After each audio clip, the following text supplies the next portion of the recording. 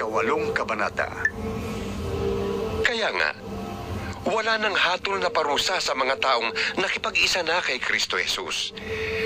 Wala na ako sa kapangyarihan ng kasalanan at kamatayan, sapagkat pinalaya na ako ng kapangyarihan ng Espiritong nagbibigay buhay sa pamamagitan ni Kristo Jesus.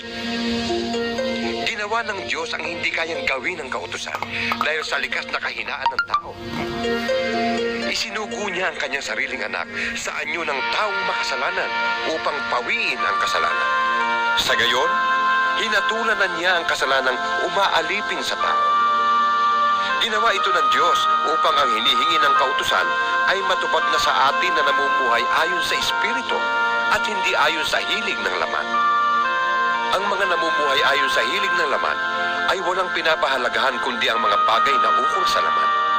Ngunit ang mga namumuhay ayon sa kapangyarihan ng Espiritu ay mga bagay na espiritual ang pinapahalagahan. Ang pagsunod sa laman ay naghahatid sa kamatayan. Ngunit ang pagsunod sa Espiritu ay nagdudulot ng buhay at kapayapaan. Kaya nga, kapag sinusunod ng tao ang mga hilig ng laman, siya'y nagiging kaaway ng Diyos. Sapagkat hindi niya sinusunod ang batas ng Diyos at talaga namang hindi niya kayang sundin ito. At ang nabubuhay ayon sa laman ay hindi maaaring kalugdan ng Diyos. Ngunit hindi na kayo namumuhay ayon sa laman, kundi ayon sa Espiritu, dahil nananatili sa inyo ang Espiritu ng Diyos. Kung wala sa isang tao ang Espiritu ni Kristo, hindi kay Kristo ang taong yun. Ngunit kung nasa inyo si Kristo, kahit ang inyong mga katawan ay mamamatay dahil sa kasalanan, buhay naman ang inyong Espiritu dahil pinawalang sala na kayo ng Diyos. Kung nasa inyo ang Espiritu ng Diyos na siyang muling bumuhay kay Jesucristo, ang Diyos dingiyan ang muling bubuhay sa inyong mga katawang namamatay sa pamamagitan ng kanyang Espiritong nananatili sa inyo. Mga kapatid, hindi na tayo alipin ng likas na hilig ng laman, kaya hindi na tayo dapat mamuhay ayon sa laman.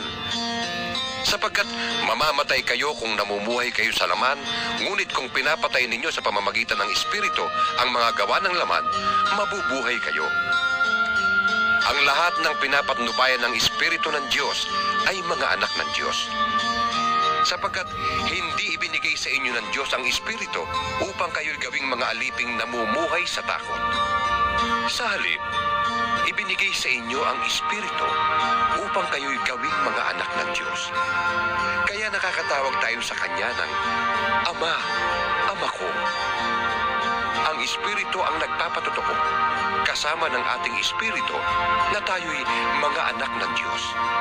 At iyamang mga anak, tayo'y mga tagapagmana ng Diyos at kasamang tagapagmana ni Kristo. Sapagkat kung tayo'y kasama niya sa pagtitiis, tayo'y makakasama niya sa kanyang kalwalhatian. Para sa akin, ang mga pagtitiis natin sa kasalukuyan ay hindi maihahambing sa kalwalhatiang mahayag sa atin balang araw.